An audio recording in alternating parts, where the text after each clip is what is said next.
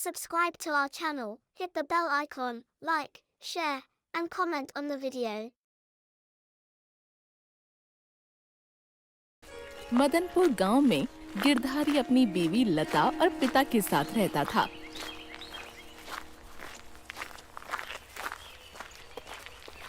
गिरधारी मेहनती किसान था। वो खेतों में बहुत मेहनत करता और उस अनाज को बेचकर अपने घर का गुजारा करता था।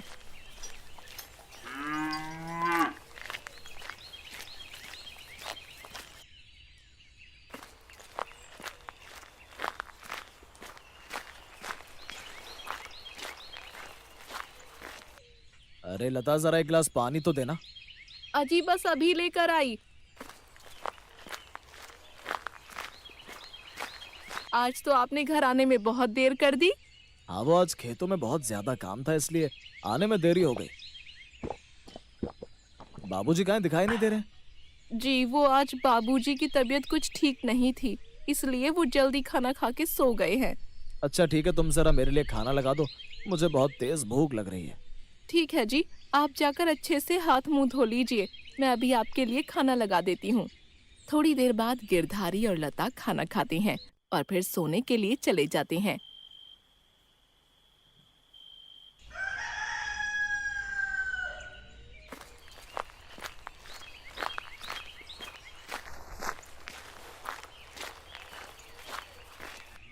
अगले दिन गिरधारी खेतों में खेती कर रहा होता है कि तभी उसके पास शहर से एक सेठ आता है। क्या आपका नाम गिरधारी है?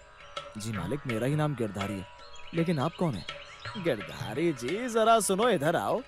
जी मालिक, अभी आया। गिरधारी जी, मैं तुम्हारे लिए एक बहुत ही अच्छा प्रस्ताव लेकर आया हूँ। कैसा प्रस्ताव मालिक? देखो गिरधारी, मैं शहर से आया हूँ। सरकार ने मुझे इस गांव में तुम जैसे किसानों की मदद करने के लिए भेजा है। मालिक, मुझ जैसे किसानों की मदद करने के लिए?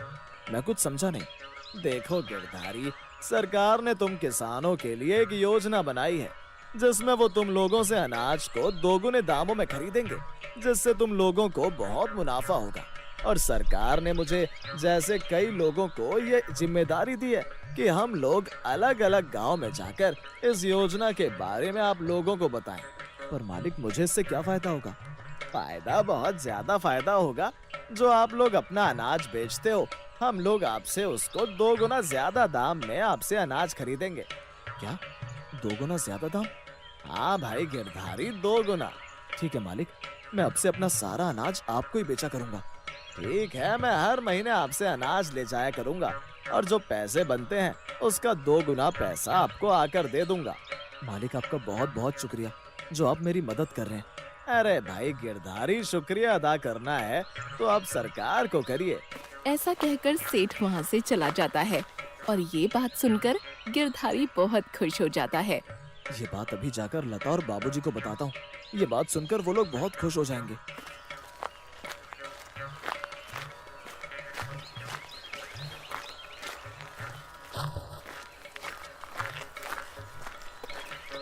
अरे बाबूजी, बाबूजी कहाँ हैं आप? लता, कहाँ हो तुम? अरे कोई है क्या घर में? अजी क्या हुआ, आप ऐसे चिल्ला क्यों रहे हैं? क्या हुआ? अरे अरे, क्या हुआ बेटा, तू ऐसे चिल्ला क्यों रहा है? सब ठीक है ना? क्या हुआ जी, बताओ ना, मेरा दिल बहुत घबरा रहा है। क्या हुआ है? अरे बाबूजी, अरे लता, घबराने की कोई बात नहीं है, बल्कि इतनी अच्छी खबर है कि जिसे सुनकर आप दोनों भी मेरी तरह खुशी से नाचने लगेंगे। अरे तो बेटा बता, क्या हुआ? हमें भी बता, ऐसी कौन सी बात है जिससे हम लोग भी खुश हो जाएंगे? अरे बाबूजी, आज जब मैं खेतों में काम कर रहा था तो आज मेरे पास शहर से एक सेठ आए और उन्होंने मुझे बताया कि अब वो हमारा सारा अनाज हमसे 2 गुना दामों में खरीदेंगे। क्या 2 गुने दामों में? हाँ लता, 2 गुना दामों में। हाँ बेटा, आज ये बात मुझे राजन ने भी बताई थी कि हमारे गांव में कोई शहरी सेठ आए हैं और वो हमें हमारे अनाज के 2 गुना दाम देंगे। चलो भगवान का शुक्र है, अब हमारी सारी परेशानी खत्म हो जाएगी। जी बाबूजी, आप सही कह रहे हैं। बाबूजी, मैं कल से और ज्यादा खेती करूंगा, जिससे अनाज और ज्यादा हो और जिससे हमें उसकी 2 गुना कीमत मिले।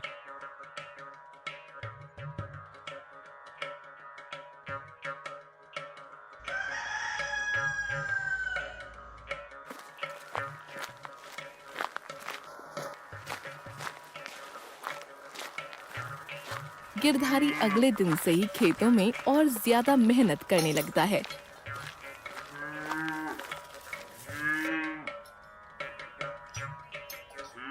शाम को गिरधारी खेत से अपने घर जा रहा होता है कि तभी उसे रास्ते में राजन मिलता है। और गिरधारी, क्या हाल है? भाई ठीक है, तुम बताओ। और खेतों में अब की बार अनाज की फसल कैसी हो रही है? हाँ भाई, सही चल रही है। और तुम बताओ।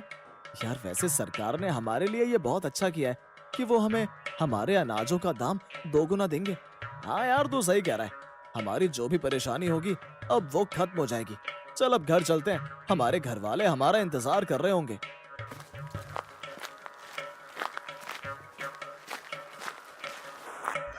ऐसे ही महीना खत्म हो जाता है और वो सरकारी सेठ उन लोगों से उनके अनाज को खरीदने के लिए गांव में आता है।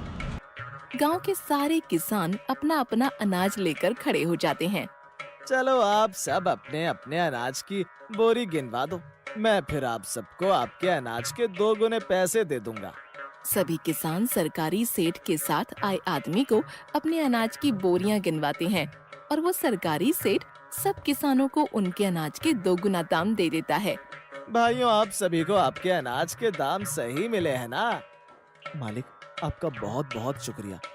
अरे आप भी तो मेरे भाई हो। मैंने आप लोगों पर कोई एहसान नहीं किया। मैंने तो बस सरकार की योजना को बस आप लोगों तक पहुंचाया है। गांव का सरपंच आकर सरकारी सेठ से बोलता है। सेठ जी, आपने जो ये हमारे गांव के लिए किया है, इसका बहुत बहुत शुक्रिया। सरपंच जी, ये तो मेरा काम है। अरे सेठ जी, हम चाहते हैं कि आप हमारे साथ यहीं इस गांव में रहें। हाँ सरपंच जी, मैं आपसे यही कहना चाहता था कि मुझे यहाँ गांव में एक दफ्तर खोलने के लिए घर की जरूरत होगी। सेठ जी, मैं आपके लिए अभी इस गांव में घर का इंतजाम करवाता हूँ। फिर सरपंच अपने आदमी से बोलकर सेठ के लिए एक घर का इंतजाम करवाता है। वो सरकारी सेठ वहीं उन लोगों के साथ उसी गांव में रहने लगता है। लता, लगता है हमारे गांव पर भगवान की बहुत कृपा है। जभी तो भगवान ने हमारे गांव में सरकारी सेठ जी को भेज दिया। देखिए, पता नहीं क्यों मुझे ये सरकारी सेठ जी ठीक नहीं लग रहे हैं। ठीक नहीं से तुम्हारा मतलब क्या है? देखिए जी, मुझे इन सरकारी सेठ पर विश्वास नहीं हो रहा है। लता, तुम्हारा दिमाग तो खराब नहीं है जो तुम इतने अच्छे इंसान को गलत समझ रही हो। आज के बाद मैं उनके बारे में कुछ गलत नहीं सुनना चाहता हूँ, समझी तुम? देखिए, आप मुझे गलत समझ रहे हैं। आप ही सोचिए ना कि सरकार ने ये योजना निकाली और किसी अखबार और टीवी पर इसकी कोई खबर नहीं। आपको नहीं लगता कि ये धोखेबाज है? मैं बस ये चाहती हूँ कि आप इस सरकारी सेठ पर भरोसा ना करें। ये सुनकर गिरधारी गुस्से में उठकर वहाँ से बाहर चला जाता है।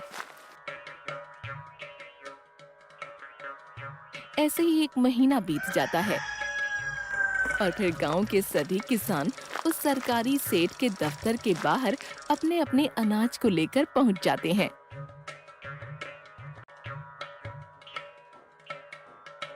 आ गए आप सभी लोग। लगता है आप लोग बहुत मेहनत कर रहे हैं, इसलिए तो अब की बार आप लोगों के अनाज की बोरी पिछली बार से ज्यादा है। हाँ मालिक, इस बार हम लोगों ने बहुत ज्यादा मेहनत की है, जिससे हमें हमारी मेहनत के पैसे ज्यादा मिले। हाँ जी, आप लोगों को आपकी मेहनत के पैसे जरूर मिलेंगे। वो सरकारी सेठ का आदमी सबके अनाज की बोरियों को गिनता है और फिर सरकारी सेठ सबको उनके अनाज की बोरियों के हिसाब से पैसे दे देता है। सभी गांव वाले पैसे लेकर खुश हो जाते हैं और अपने अपने घर चले जाते हैं कि तभी उस सरकारी सेठ का आदमी पीछे से उस सेठ से बोलता है। अरे यार बिरजू, कौन बिरजू? मैं किसी बिरजू को नहीं जानता। अबे ओए, पीछे मुड़कर तो देख।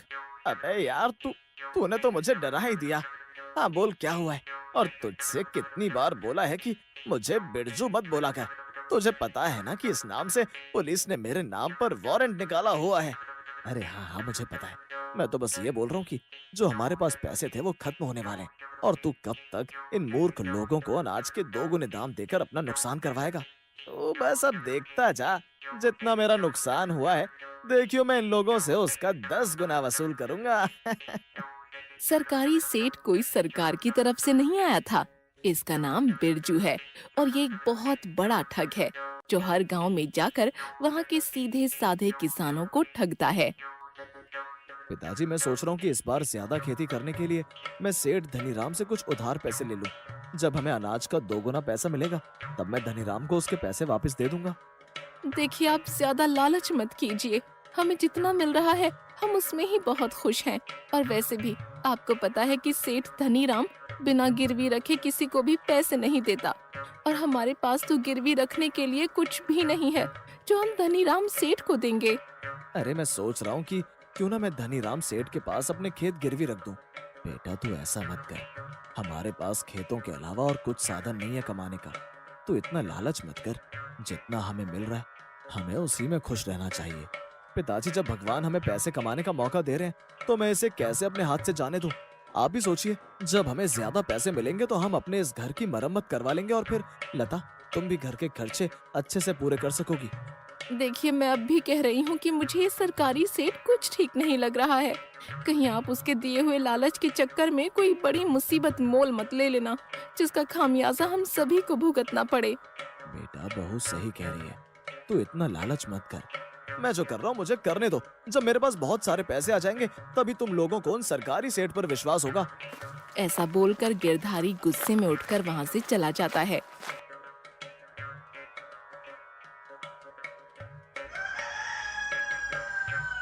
अगली सुबह गिरधारी धनीराम सेठ से उधार पैसे लेने के लिए उसके पास अपने खेतों के कागज लेकर जाता है। सेठ जी, मुझे 1 महीने के लिए कुछ पैसों की जरूरत है। हाँ भाई, तने तो पता है कि मैं बिना गिरवी रखे किसी को पैसे ना दूं। सेठ जी, मुझे पता है कि आप बिना गिरवी रखे किसी को पैसे नहीं देते। ये लो मेरे खेतों के कागज। ये क्या लाख कागज दे मुझे। धनीराम गिरधारी से उधार पैसों के बदले में उससे उसके खेतों के कागज ले लेता है। ले भाई गिरधारी पैसे, और ध्यान रखियो कि अगर तूने अगले महीने मुझे पैसे वापस ना दिए तो ये खेत मेरे हो जाएंगे। सेठ जी, इसका मौका ही नहीं आएगा। मैं अगले महीने आपको आपके सारे पैसे देकर अपने खेतों के कागज आपसे ले जाऊंगा। ठीक है भाई, लेकिन मेरी इस बात का ध्यान रखियो। गिरधारी धनीराम से उधार पैसे लाकर उन पैसों से एक और खेत उधार ले लेता है और उन खेतों में कड़ी मेहनत से खेती करता है। और सारे गांव के किसान भी इसी तरह से खेती करते हैं। धीरे धीरे समय बीतता जाता है।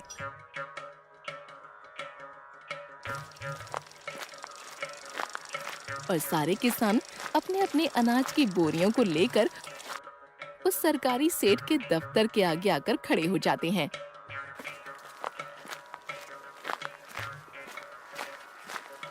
देखिए, आप सब अपने अपने अनाज की बोरियां गिनवा दीजिए, क्योंकि सरकार की तरफ से अभी पैसे नहीं आए।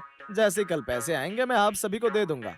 सभी गांव वाले उस सरकारी सेठ की बातों में आ जाते हैं और कल के लिए हाँ कर देते हैं। ठीक है साहब, ठीक है, हम सब कल आते हैं। सभी लोग अपने अपने घर चले जाते हैं। अरे बिरजू, अब क्या करना है इस अनाज का? अबे करना क्या है, इसे फटाफट ट्रक में रखो और यहाँ से रफू चक्कर होते हैं।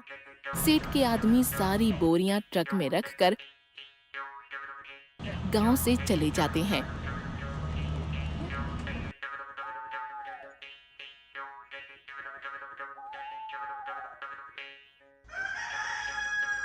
और अगले दिन सभी गांव वाले सरकारी सेठ के दफ्तर के बाहर आकर देखते हैं कि उस दफ्तर पर ताला लगा हुआ है। अरे ये ये यहाँ ताला कैसे लगा हुआ है?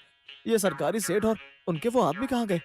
अरे सरपंच जी, पता लगाइए ना कि सरकारी सेठ कहाँ गए, और यहाँ पर उनका कोई आदमी भी नहीं दिख रहा। हाँ, तुम लोग परेशान मत हो, मैं अभी पता लगाता हूँ। सरपंच अपने आदमी से बोलकर दफ्तर के दरवाजे पर लगे ताले को तुड़वाता है और फिर सरपंच और उसके आदमी उस कमरे में जाकर देखते हैं तो हैरान हो जाते हैं। अरे भाई, ये क्या? यहाँ तो अनाज की एक भी बोरी नहीं है, और यहाँ पर तो उस सरकारी सेठ का कुछ सामान भी नहीं है। पूरे गांव के लोग इस बात से परेशान हो जाते हैं कि आखिर सरकारी सेठ और उसके आदमी एकदम गायब कैसे हो गए। ऐसे ही पूरे गांव में शोर मच जाता है कि तभी लता गिरधारी से कहती है, देख लिया आपने, मैंने आपसे कितना कहा था कि वो सरकारी सेठ ढोंगी है, लेकिन आपने मेरी कोई बात नहीं मानी। तभी एक आदमी गांव के रास्ते से जा रहा होता है कि वो देखता है कि गांव में बहुत ज्यादा शोर मच रहा है। अरे ये आखिर इस गांव में इतना शोर क्यों हो रहा है? लगता है जाकर देखना पड़ेगा। वो आदमी गांव में आता है और गांव के ही एक आदमी से पूछता है, अरे भाई, यहाँ क्या हुआ है? और तुम सब इतना परेशान क्यों हो? अरे भाई, वो सरकार की तरफ से यहाँ एक सरकारी सेठ आए थे। कल ही हम सब ने अपने अपने अनाज दिए और फिर उन्होंने कहा कि कल आकर अपने पैसे ले जाना, लेकिन जब हम लोग अभी आए तो यहाँ देखा कि दफ्तर में ताला लगा हुआ है, और जब दफ्तर के अंदर जाकर देखा तो यहाँ ना कोई आदमी है और न ही हमारे अनाज की बोरियां। गांव के आदमी से ये बात सुनकर वो आदमी बहुत जोर जोर से हंसने लगता है। अरे तुम पागल हो क्या? मैं तुम्हें हमारी तकलीफ के बारे में बता रहा हूँ और तुम हमारा मजाक उड़ा रहे हो। अरे भाई, मैं तुम लोगों का मजाक नहीं उड़ा रहा, बल्कि इसलिए हंस रहा हूँ कि वो ठग आप लोगों को भी ठग गया। उस आदमी की बात सुनकर गिरधारी बोलता है। कौन सा ठग? तुम किसकी बात कर रहे हो? वो तो सरकारी सेठ है जो हमारी मदद करने आए थे। हाँ हाँ हाँ भाई, तुम लोग कितने सीधे हो। तुम लोग अभी तक उस इंसान को नहीं पहचान पाए। वो कोई सरकारी सेठ नहीं है, बल्कि एक नामी ठग है। वो अलग अलग गांव में जाकर वहाँ के बेचारे सीधे साधे किसानों को ठगता है। उस आदमी की ये बात सुनकर गांव के सभी किसान बहुत ज्यादा परेशान हो जाते हैं। तुम उस सरकारी सेठ को कैसे जानते हो? क्योंकि कुछ महीने पहले वो ठग हमारे गांव में भी आया था और उसने तुम जैसे सीधे सीधे किसानों को ठगकर रफू चक्कर हो गया। वो नाम बदलकर अलग अलग गांव में जाता है। ये सुनकर गांव के सभी किसान रोने लगते हैं, क्योंकि उन सभी लोगों ने अपनी सारी जमा पूंजी अनाज की खेती करने में लगा दी थी। हाय, अब हम क्या करेंगे? हमारा तो सब कुछ उजड़ गया। मेरे पास तो कुछ भी नहीं बचा। मैंने अपना सब कुछ गिरवी रख दिया। मैंने तुझसे कहा था कि तू इतना लालच मत कर। आज जो भी हमारे हाथों से गया है वो सब तेरे लालच की वजह से हुआ। बहू ने और मैंने तुझे कितना समझाया था, लेकिन तूने हमारी कोई बात नहीं मानी। अब तो हमारे पास जो खेत थे वो भी अब हमारे हाथों से चले गए। पिताजी और लता, मुझे माफ कर दीजिए। मुझे माफ कर दीजिए। मैं अब कभी भी लालच नहीं करूंगा। Thank you for watching. Subscribe to our channel, hit the bell icon, like, share, and comment on the video.